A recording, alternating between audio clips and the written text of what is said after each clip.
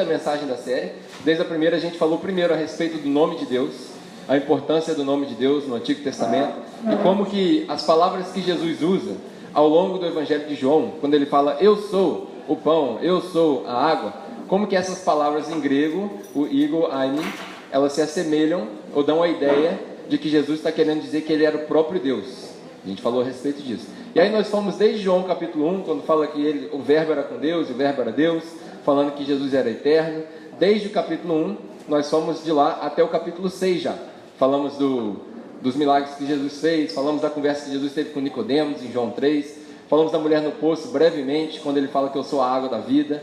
Daí falamos da cura na piscina de Betesda. E nas últimas 3 mensagens, a gente passou um bom tempo falando a respeito do pão do céu e da água da vida. O pão do céu e a água da vida, que foram João 6 e João capítulo 7, mais ou menos, onde a gente parou. Hoje, nós vamos falar sobre um versículo. Note que está reduzindo o número de versículos que a gente lê. A gente começou com um textão e está reduzindo. Hoje nós vamos falar em João capítulo 8, no versículo 12. Se você tiver sua Bíblia aí contigo, abre sua Bíblia aí, seja ela analógica ou digital, e deixa ela aberta aí, João capítulo 8, versículo 12. É o que nós vamos falar.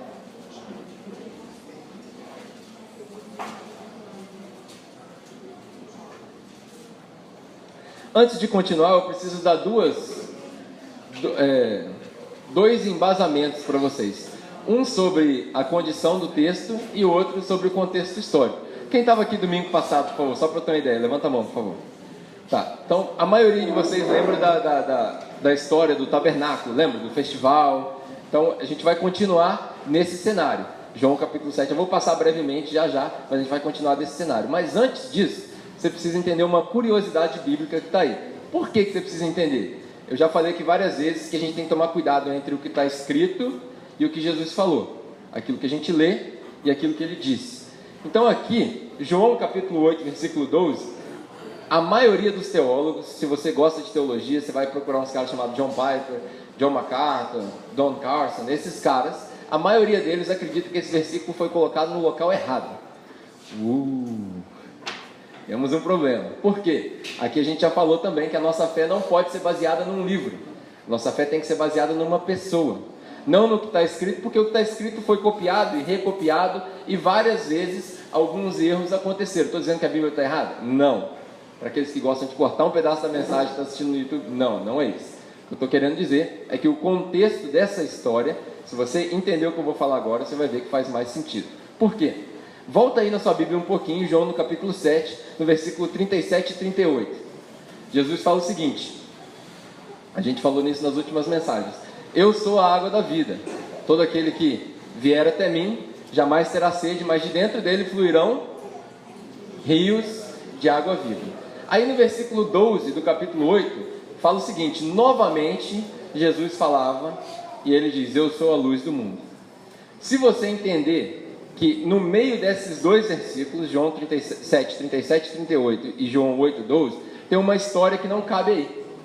Você vai ver que os caras tentaram prender Jesus, não conseguiram prender Jesus, a gente falou isso na mensagem passada, voltaram para os fariseus, e por que vocês não prenderam Jesus? Foi a pergunta que eles fizeram.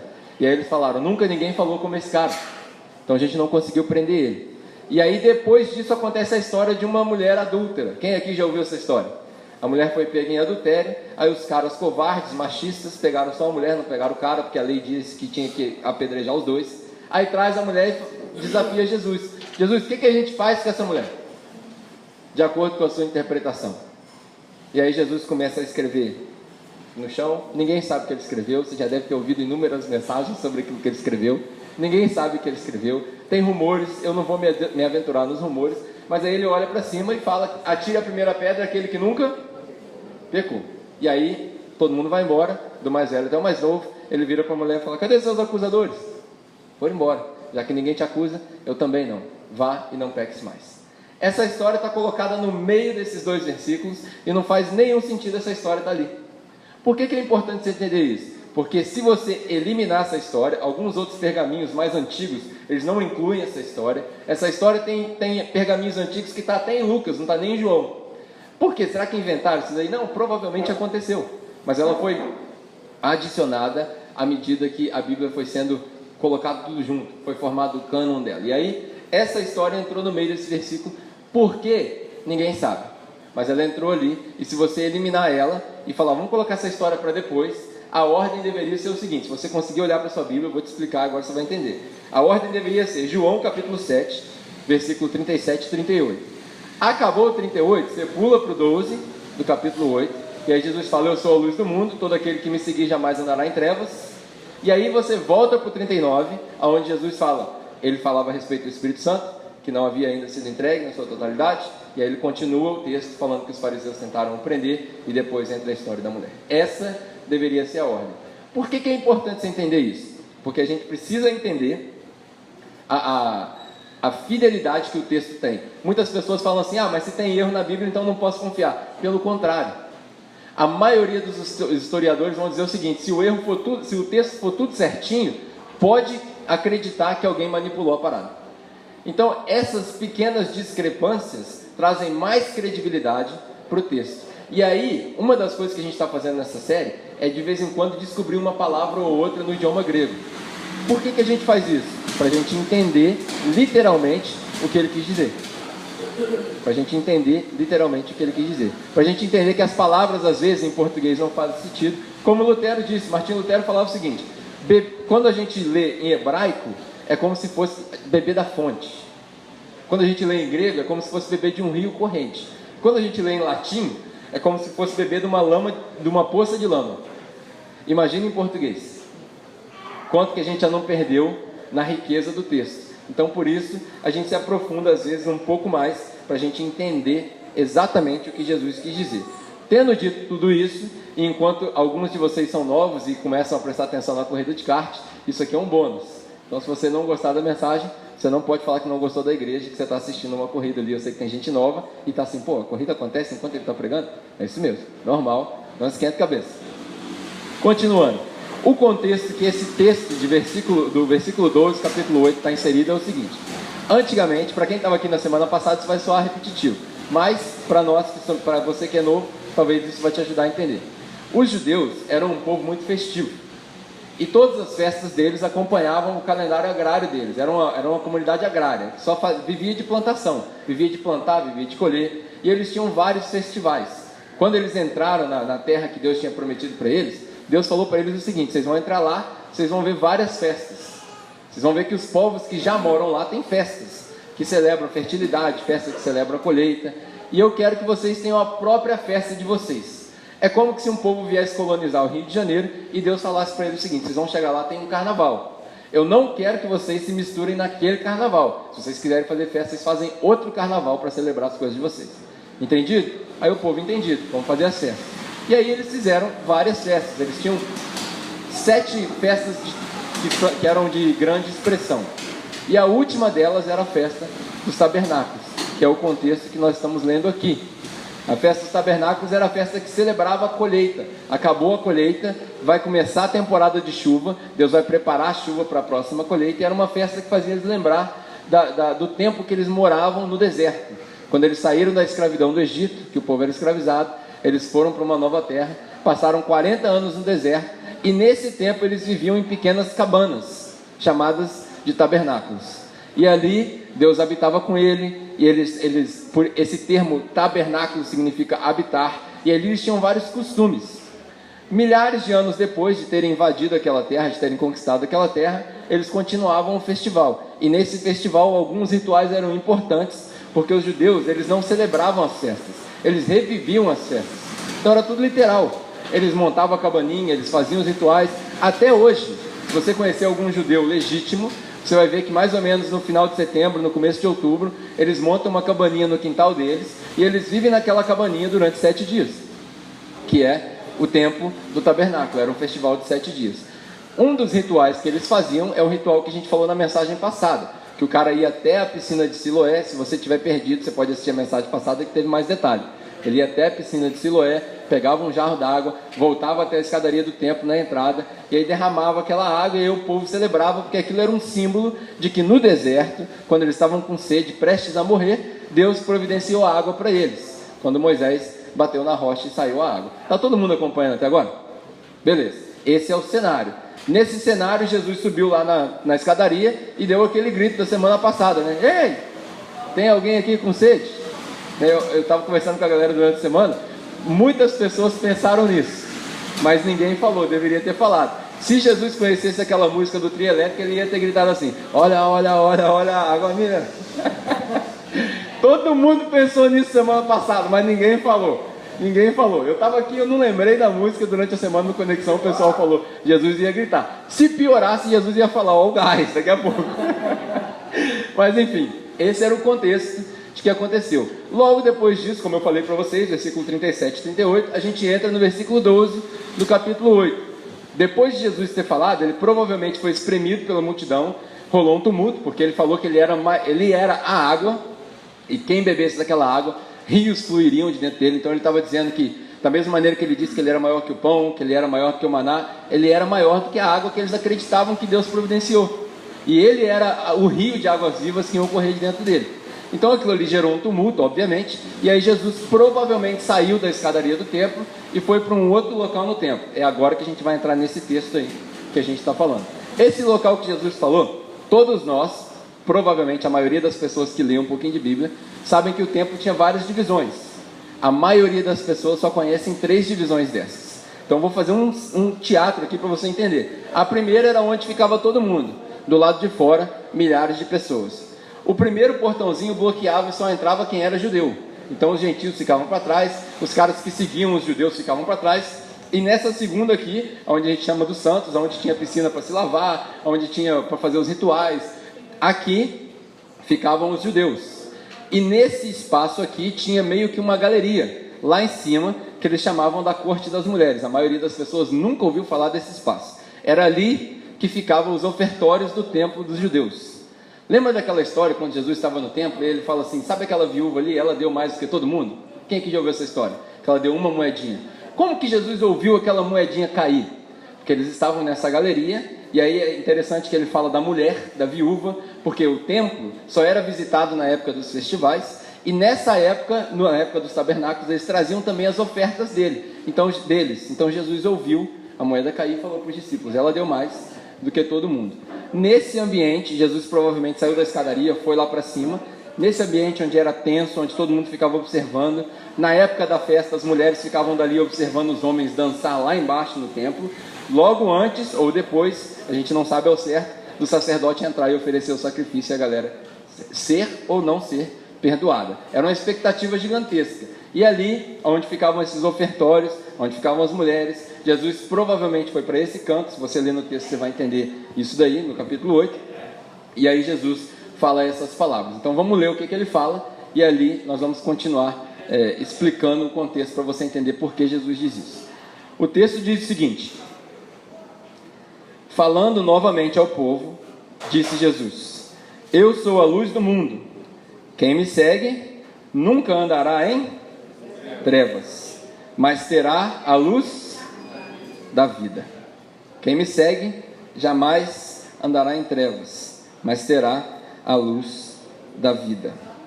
Primeira coisa que a gente precisa entender, porque eu já comentei aqui brevemente, mas o texto, ele usa essa palavra novamente.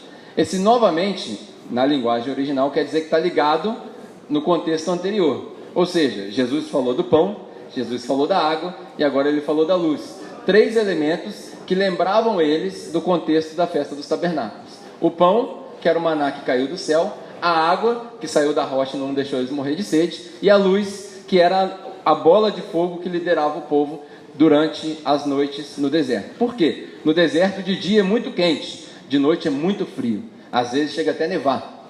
E no deserto, de tão frio, o povo morreria. E Deus, sendo Deus, acompanhava eles como uma nuvem durante o dia, fazendo sombra, e como uma bola de fogo durante a noite, para gerar calor.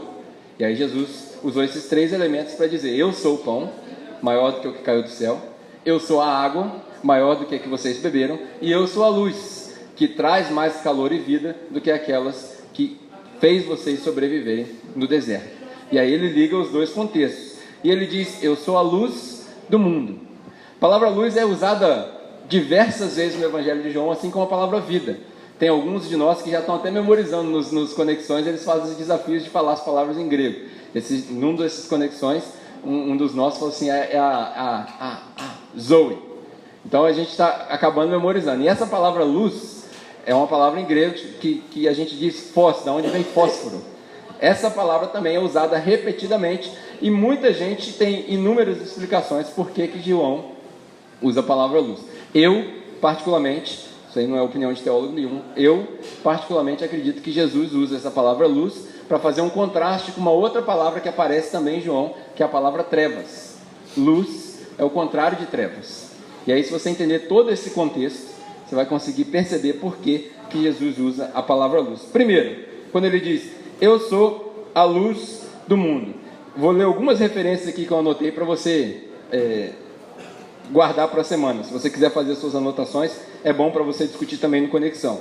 Uma delas, Efésios capítulo 5, no versículo 8 e 11, Paulo retrata que nós vivíamos nas obras das trevas, nas obras que são indescritíveis, nas obras que são abominações. É assim que Paulo trata dos que estavam mortos nos pecados e transgressões.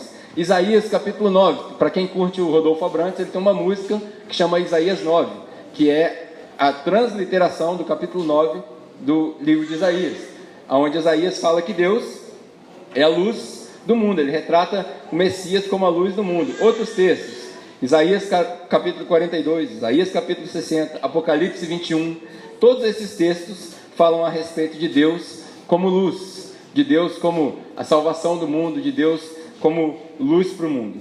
Salmo capítulo 27 fala o seguinte, Salmo não tem capítulo, né? Perdão. Salmo 27 diz o seguinte: o Senhor é minha luz e a minha salvação. Provavelmente escrito em uma alusão para o tempo de Êxodo. Quando eles estavam no deserto, o Senhor era a luz e a salvação, porque sem aquela luz não havia jeito de ser salvo. Tudo isso são referências. Gênesis capítulo 1 diz que a terra era vazia, escura e sem forma, e Deus disse: haja luz.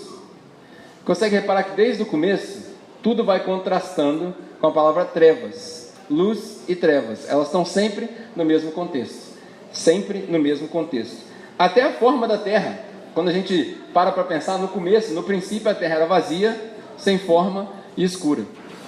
Todos esses, no contexto bíblico, termos negativos. Ela era vazia, sem forma e em trevas.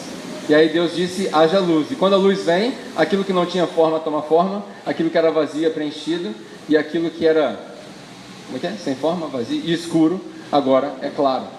É interessante a gente ver que tudo é contrastado. Da mesma forma que Deus foi luz, que Deus preencheu, que Deus deu forma, Jesus é também luz para o que está perdido, forma para o que está quebrado. É assim que funciona. Por isso que a gente diz para as pessoas que salvação é só em Cristo, em mais ninguém, em mais nada. Por isso que a gente diz que nós devemos depender de Cristo, porque Ele traz forma para o que está quebrado, Ele traz vida para o que está perdido, Ele traz luz para o que está desviado. Assim Jesus é, da mesma maneira que Deus foi para o povo do Antigo Testamento. Por isso que Pedro fala, 3 mensagens atrás, ou 2 mensagens atrás, quando Jesus pregou uma mensagem punk, a galera fala: essa mensagem é muito dura, ninguém pode entender. E aí Jesus fala para eles o seguinte: vocês querem ir também? O pessoal foi embora, vocês querem ir também? Pode ir. E aí Pedro fala: para onde nós iremos? Ou para quem nós iremos? Se só tu tens as palavras de vida eterna. Por quê? Porque ele sabia que o próprio Cristo era o próprio Deus e só Ele salvava. Tudo isso é a respeito de luz. Tudo isso a gente aprende para você entender o contexto. Por que Jesus usa luz? E aí eu vou fazer uma brincadeira com você. Dá uma respirada bem funda, que eu já falei um monte de coisa só sobre luz. E já tem mais coisa. Uma brincadeira para você entender. A gente vive numa sociedade antropocêntrica. Então eu vou usar o casaco ao invés de usar a bolsa da Laurinha. Vou usar esse casaco como uma ilustração para você. Você vai entender já. Se você olhar para esse casaco, eu vou te perguntar o seguinte: que cor é esse objeto aqui? Verde, certo? É verde. Se você viu outra cor, você provavelmente precisa de auxílio. É verde. Agora, feche seus olhos. Todo mundo fecha o olho. Eu vou levantar esse objeto, que é o mesmo objeto. Faz de conta que você nunca viu esse objeto. Se eu te perguntar que cor é esse objeto, o que você vai falar? Não sei. Hã? Preto. Por quê? Porque é o que você vê, certo? É a percepção que você tem. Você vai ver que o objeto é preto, perfeito. Por que eu fiz essa ilustração? Desde a antiguidade, as pessoas têm esse conceito errado, e isso é um conceito filosófico, isso não é científico, não estou querendo dizer que isso aqui é preto, mas a luz, ela demonstra a propriedade das coisas. A cor não é uma propriedade do objeto, na filosofia. A cor é uma propriedade da luz. A luz revela a cor do objeto. O objeto não tem cor. Conseguiu captar? Por que eu estou falando isso? Quando Jesus comentou todas essas coisas, você vai ver que Jesus fala, por exemplo, onde tem trevas não há luz, que quando a luz vem, a luz revela aquilo que estava lá, e tudo isso faz parte do contexto que Jesus está falando agora na festa dos tabernáculos. Por quê? Nessa corte onde Jesus estava, na parte interior do templo, além de todos os rituais que eu já expliquei na mensagem passada, eles tinham 4 postes, tipo aquele poste ali daquela pista ali, ó, gigantesco. Você tem que lembrar que eram milhares de pessoas no mesmo espaço. Então eles tinham 4 postes, um em cada canto, que simbolizavam os 4 cantos da terra. Por isso você vê em Apocalipse um anjo que vem segurando os 4 cantos da terra. Tudo isso é uma linguagem simbólica. E eles tinham 4 postes daqueles, que lá em cima, eles tinham um vaso gigantesco, que eles botavam fogo lá. Botavam fogo com óleo, enchia de óleo, e aí eles pegavam as vestimentas dos sacerdotes antigos, que tinham falecido ou que não estavam mais em uso, botava fogo nelas e botava fogo lá. Aquele fogo era tão incandescente que diz a lenda, diz a história, que ele iluminava aquele espaço inteirinho e não havia espaço para sombra. Olha que interessante quando você lê os textos que falam assim, aonde há luz, não há espaço para trevas. É desse contexto que eles tiram isso, porque no festival deles, quando era iluminado aqueles holofotes, tipo um holofote do estádio, ninguém conseguia se esconder, era tudo iluminado. Tudo aquilo era iluminado. E na nossa sociedade antropocêntrica, toda voltada para nós, onde tudo é o meu, tudo é eu que defino, tudo é relativo, a gente não consegue perceber esse conceito filosófico, que a luz, ela não cria nada. A luz só revela o que já foi criado. Então, quando a luz de Jesus entra, quando Jesus, que é a luz, entra, ele não cria nada. Ele só revela aquilo que já foi criado. Isso é importante para a gente entender, para você não se frustrar quando a pessoa não se converter ao você pregar, porque não é sua responsabilidade, porque a luz não cria nada, a luz não transforma ninguém em bom, a luz só revela aquilo que já foi criado. Sim, nós somos criados em imagem e semelhança de Deus, nós somos criados para ser mais que vencedores, tudo isso. Só que um conceito que todos nós precisamos aprender, principalmente dentro da igreja, é o tal do pecado original, que muita gente já não fala mais. No princípio, quando Adão pecou, todos nós herdamos esse pecado, e todos nós nascemos, como a Bíblia diz, do pecado. Então todos somos pecadores. A gente não é pecador porque peca, a gente peca porque somos pecadores de natureza. As trevas cobriram, e a gente precisa que a luz entre, para a luz descobrir. Aí a gente fala de cobertura espiritual, a gente precisa de descoberta espiritual, não é cobertura, porque nós fomos já cobertos pelas trevas, e agora a gente precisa ser descoberto quando a luz de Jesus entra. Então, quando Jesus aparece, ele revela aquilo que ele mesmo já escolheu, aquilo que ele mesmo já determinou. Todos esses conceitos de luz são importantes a gente entender, para entender por que Jesus disse que ele era a luz do mundo. Quando João vê a cidade nova, lá em Nova Jerusalém, ele fala, aqui não precisa nem de sol, porque a glória de Deus ilumina o local. Não tem espaço para sombra. Aonde há luz, não tem espaço para sombras. É provavelmente por causa disso que a gente usa a expressão, a luz no fim do túnel. A luz no fim do túnel é o quê? Quando você está perdido, desesperado, cara, agora eu vejo uma luz no fim do túnel. Agora eu vejo resposta. Agora eu vejo salvação. Agora eu vejo solução. É a luz. Por isso, Jesus usa a luz. E ele fala, eu sou a luz do mundo. Olha que interessante, mesmo sabendo os conceitos que a gente já vem discutindo, sobre eleição, que ninguém vem para Jesus se o Pai que o enviou não o trouxer, tudo isso, Jesus fala o seguinte, eu sou a luz do mundo inteiro. Eu sou a luz de todos. Eu sou a luz para todos. É assim que ele fala. Eu sou a luz do cosmos, é Phos Cosmos. Eu sou a luz disponível para todos. A luz é para todos, mas o efeito da luz é só para quem escolhe seguir a luz. Captou? Porque no contexto aqui você vai ver Jesus falando, eu sou a luz do mundo. Quem me seguir, ele até deixa aberto, quem me seguir, mas ele sabe que só segue quem o Pai trouxer. Quem me seguir jamais andará em trevas. Então a luz é para todos? É. A luz é para todos. A luz no festival era para todos. Os candelabros, as menorás estavam acesas para todos. Quem quisesse dançar e se divertir estava lá. Mas tinha gente que não queria, ficava do lado de fora. Por quê? Porque não queria ser exposto. Porque logo depois daquela dança, o sacerdote ia entrar dentro do templo e ia pedir perdão pelos pecados do povo. E se o povo não fosse perdoado, o cara ia morrer lá dentro. Então tinha gente que não queria ser exposta. Tudo isso é uma simbologia. E aí Jesus diz, a luz é para todos? É para todos. Mas o efeito da luz é para quem escolhe caminhar na luz. O efeito da luz é para quem escolhe caminhar na luz. Quem me seguir, Jesus fala. E esse me seguir não é me seguir não é um seguir de domingo. A gente precisa entender isso. Não é um seguir de ir na igreja domingo. Jesus nunca precisou que ninguém fosse na igreja domingo.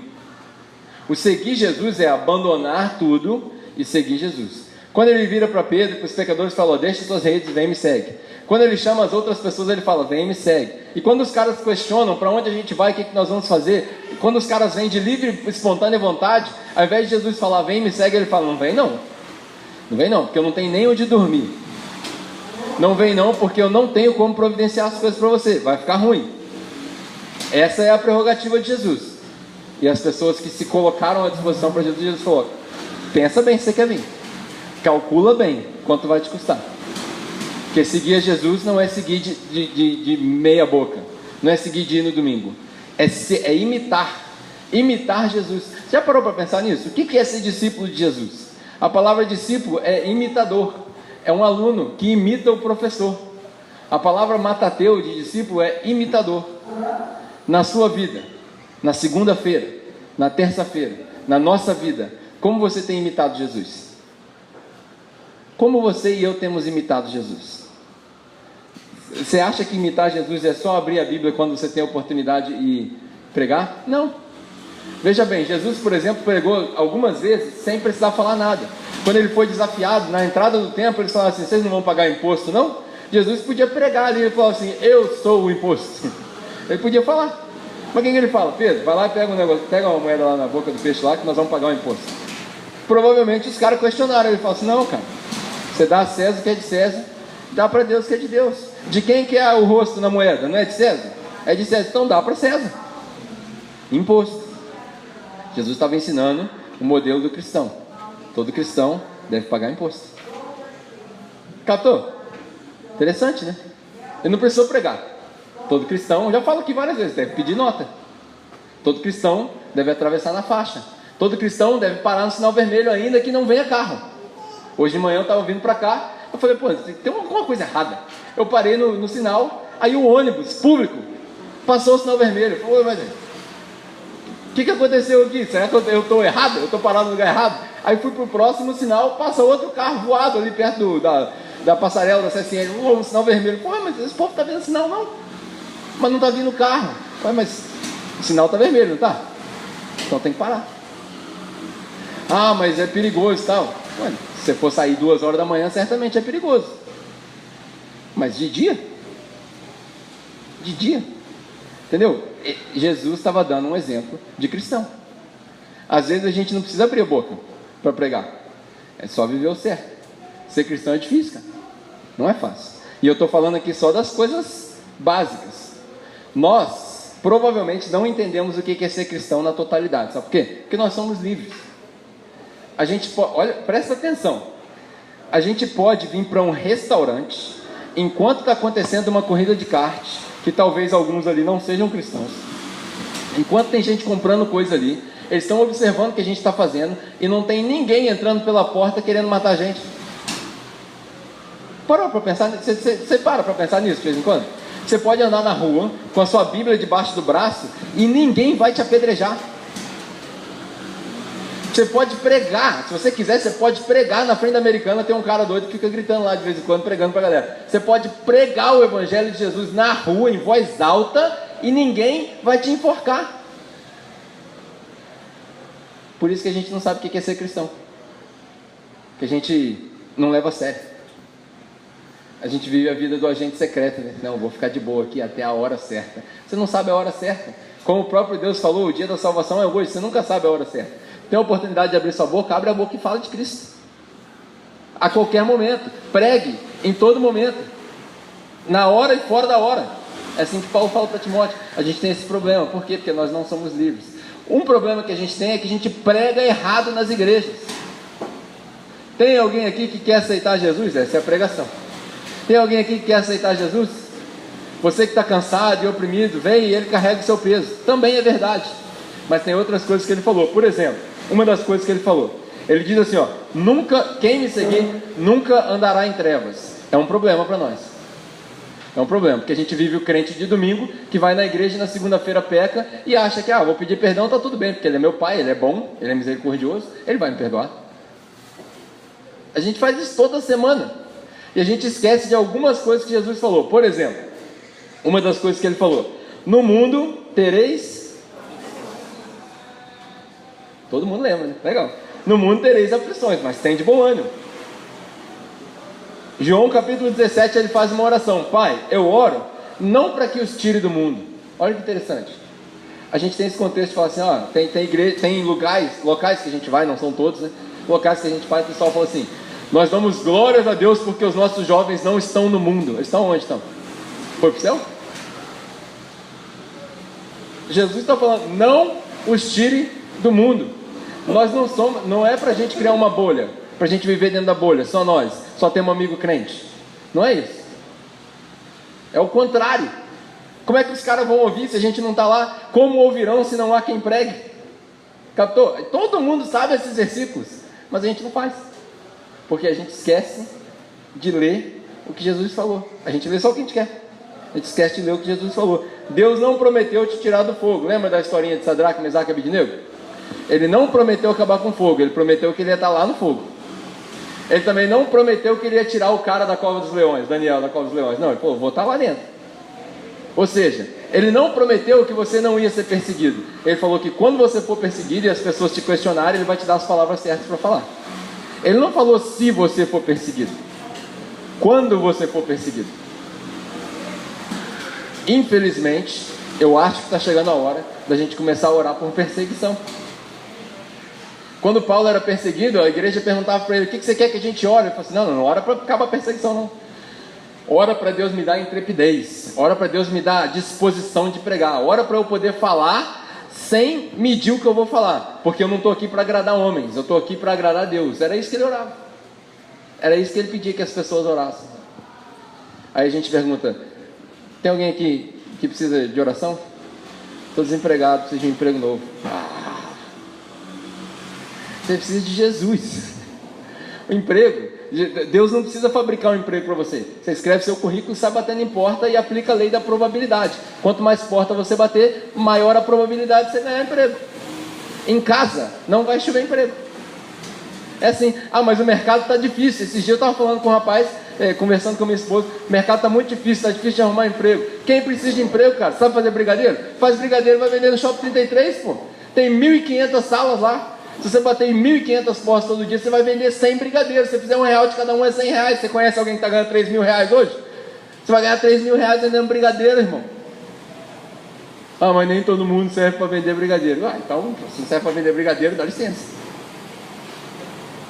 Coisa mais fácil do mundo, pô. Mistura leite condensado com chocolate, sobe na porta. Oi, quer um brigadeiro aí? Não? Valeu. Quer brigadeiro aí? Simples. É prático. Agora, a pessoa virar e botar o joelho no chão, Deus, pelo amor, me abençoa com emprego. Ela não entendeu nada. Entendeu nada. Às vezes está na sua frente. Às vezes a oportunidade está na sua frente. E você não vê. Porque a gente está acostumado com um monte de coisa da nossa cultura, que tudo isso da nossa cultura vai de encontro com viver o Evangelho. Ele nunca prometeu nada disso. Ele não prometeu prosperidade, ele não prometeu carro, ele não prometeu conforto, ele não prometeu nada disso. O Evangelho é isso, o Evangelho da cruz é isso. Ele prometeu morte, ele prometeu perseguição, ele prometeu problema, ele prometeu tempos difíceis, isso que ele prometeu. Aí você tem que escolher se você quer ou não seguir. Essa palavra é muito dura. Quem pode suportá-la? Pode ir. Você vai se encontrar naquela situação. Para onde irei? Se só eu, só você, só Jesus e as palavras de vida eterna. É assim que funciona. Continuando, ele diz: quem me seguir jamais andará em trevas, nunca mais andará em trevas. Nunca mais andará em trevas, mas terá a luz da vida. É interessante que ele fala luz da vida, duas das palavras que ele mais repete: luz, phos e zoe. Talvez a luz de Jesus sirva para te dar uma perspectiva nova da vida. Talvez a luz que Jesus traz sirva para revelar coisas que você não tinha visto ainda. Que a sua vida material, ela é curta, ela é temporária, você não leva nada. E de que o que Deus prometeu é a vida eterna. A prosperidade que Ele prometeu não é prosperidade material, mas é a prosperidade eterna, é a vida na presença dEle. Tudo isso. Talvez sirva para isso. Talvez seja por isso que escreveram lá em Salmo 119, versículo 5, que Ele é a lâmpada para os meus pés e a luz para o meu caminho. Porque talvez Ele seja direção. Ele é a luz do mundo. Tudo que é negativo, Ele é o contrário do negativo. E aí, para a gente terminar, eu vou fazer um negócio aqui que eu normalmente não faço. Luz do mundo, água viva,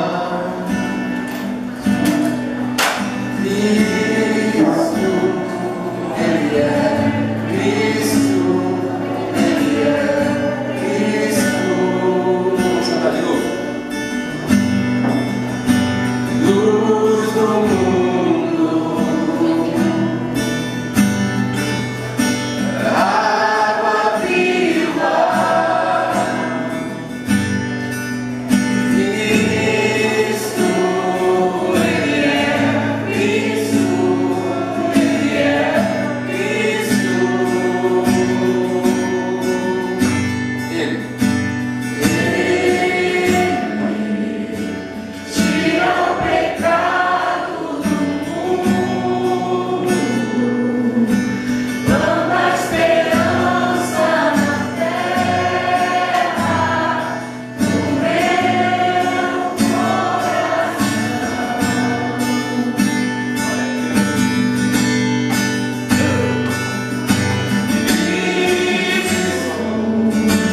Pão que alimenta o faminto, vinho esmagado e servido na cruz, ai, a dor, cansado que Cristo oferece em mim. Nós possamos aprender que Ele é e não o que Ele oferece. E que você possa sair daqui hoje pensando o seguinte: eu quero o que Ele oferece, não o que eu desejo.